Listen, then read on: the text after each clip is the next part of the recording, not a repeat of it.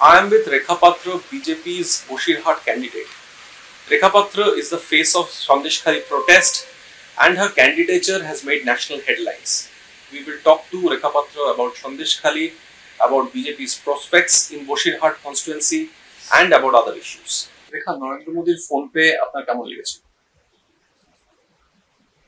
খুবই ভালো লেগেছিল যে আমাদের মতন একজন গ্রাম্য মহিলার কাছে ক্যান্ডিডেট করানোর পরে তারপর ফোন করবেন, উনি আমাদের সাথে যোগাযোগ করবেন, এটা আমাদের ভাববার বাইরে।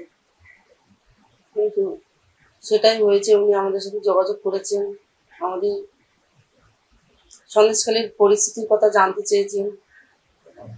আমরা যে ওনাকে খুলে সবকিছু বলতে পেরেছি, এটাই আমাদের সৌভাগ্য। ওনাকে অনেক অসংখ্য ধন্যবাদ যে উনি আজকে আমাদের সন্দেশখালীর পাশে এসে দাঁড়িয়েছেন। শুধু সন্দেশখালী নয়, পুরো বসিরহাট লোকসভার প্রত্যেকটা মায়ের পাশে এসে দাঁড়িয়েছেন, তার জন্য অনেকে অসংখ্য ধন্যবাদ। উনি কি আপনাকে কোনো উপদেশ দেন কিভাবে ইলেকশন লড়তে হবে, কিভাবে প্রচার করতে হবে? ওনার উপদেশ দেওয়ার কোনো প্রয়োজনই ছিল না, কেননা উনি যেভাবে দেখেছেন আমাদের এই মা বোনেদের উপর যে অত্যাচার হয়েছে, তো ওনার এখানে উপদেশ দেওয়ার কোনো কথাই ছিল না। উনি শুধু আশীর্বাদটুকুই করেছেন, ওনার আশীর্বাদটুকুই দিয়েছেন যে এই পরিস্থিতিতে কি হতে পারে আর মা বোনেদের কতটা সম্মানের সাথে কতটা ওরা লড়তে পারে, সেটা উনি আগেই বুঝে গেছেন।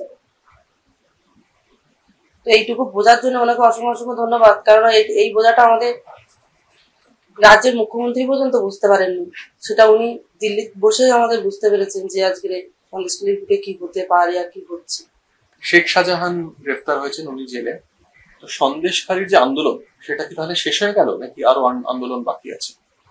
দেখুন, আন্দোলন তো শেখ শাহজাহান অ্যারেস্ট হয়েছে, শেখ শাহজাহানের মতন আরো অনেকেই আছে। তো এই আন্দোলন হয়তো মা বোনের বুকে মনের থেকে যাবে না, হয়তো চলে। এখন আপাতত ওনারা নিজেদের সুরক্ষিত ভাবছে, কিন্তু এই আন্দোলন আন্দোলনই থাকবে, কেননা এরকম শেখ শাহজাহান আরো অনেকেই আছেন। এই আন্দোলনে এই শেখ শাহজাহান এত তাড়াতাড়ি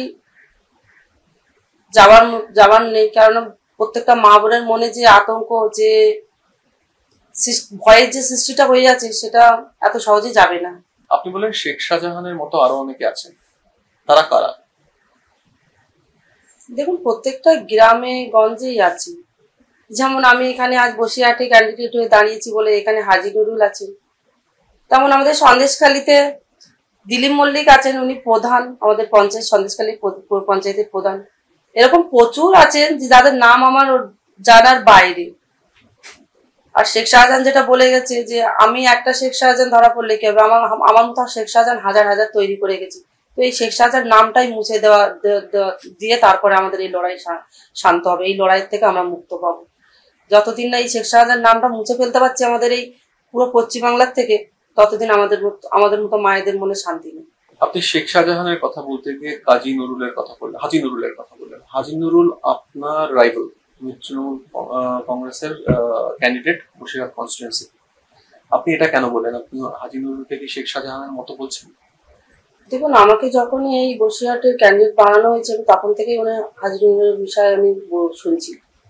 উনি দেগঙ্গা, উনি বসিরহাট, উনি বাদুড়িয়ার দাঙ্গাবাজ, মানুষের উপর যেভাবে অত্যাচার করেছে, তো আমি সেইখান থেকে আজ কয়েকদিন ধরে ওনার নাম শুনতে শুনতে সত্যি আমি বিরক্ত হয়ে যাচ্ছি যে এরকম দাঙ্গাবাজ আজও এখনো অবধি এই বসিরহাট, দেগঙ্গা এবং বাদুড়িয়ার বুকেও আছে, যেমন সন্দেশখালীর বুকে আছে। তো এই দাঙ্গাবাজকেও যেমন শেখ শাহজাহানকে শেষ করা চাই, তেমন এই দাঙ্গাবাজকেও শেষ করা চাই। মানুষের মনে যে এই দাঙ্গাবাজ, এই যে হাজি নজরুল, যে দাঙ্গাবাজের নামটা যে মানুষের মনে যে ভয় হিসেবে যে কাঁটার মতো বিঁধে আছে, এই কাঁটাটা উপড়ে ফেলার দরকার আমাদের। এই কাঁটাটা উপড়ে ফেলতে হবে আমাদের, এবার ফেলতে হবে সেটা আমাদের মা বোনেদের সহযোগিতায়। আজকের যে মানুষদের মনে এই কাঁটাটা বিঁধে আছে, সেই কাঁটাটা তুলে ফেলার দায়িত্ব নিয়ে এই লড়াই আমাদের। এই শেখ শাহজাহান নামক আর এই হাজি নুরুল নামে এই কাঁটাগুলো আমাদের এই পৃথিবীর বুকের থেকে আমাদের তুলে ফেলতে হবে।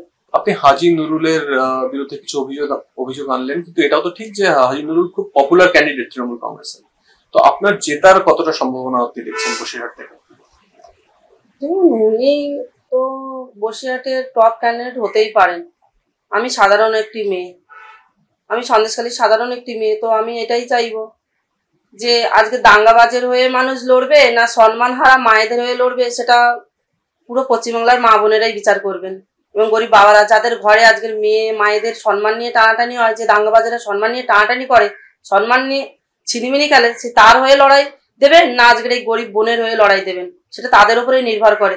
তো আমি এটাই আমি বলতে চাইবো, কেননা যেভাবে আমার সাথে আমার মা বোন বয়স্ক বাবারা আছে, তো আমি চাই এই সম্মানের হয়েই লড়াই দেবেন, এই সম্মান হারা বোনেদের পাশে দাঁড়াবেন ওনারা, এটুকু আমি 100% আশাবাদী।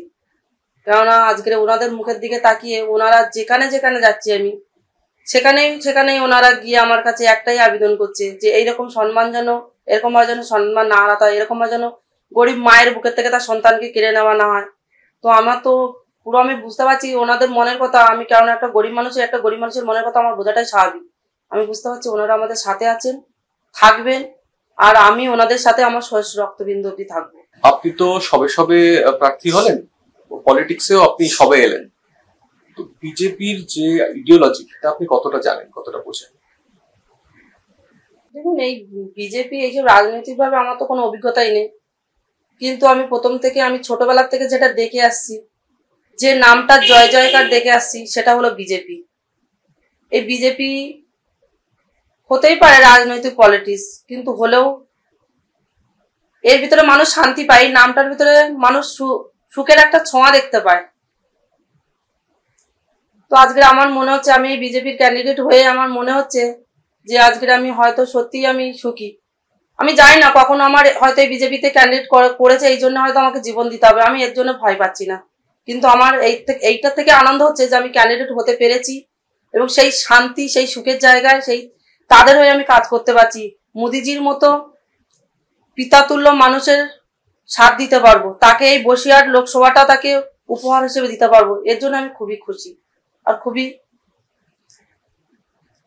শান্তি, মানে মনে ওনার কথাটা ভেবে মনে আমার খুবই শান্তিপূর্ণ হয় যে আজকে যে নামটা এতদিন শুনতাম সেই নামের সাথে জড়িয়ে আমি হয়তো কিছু কাজ করতে পারবো, এটার জন্য আমি খুবই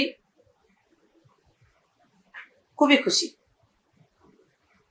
রেখা, আপনি প্রিন্টকে সময় দিলেন, কথা বললেন আমাদের সঙ্গে, অসংখ্য ধন্যবাদ। নমস্কার। আপনাদের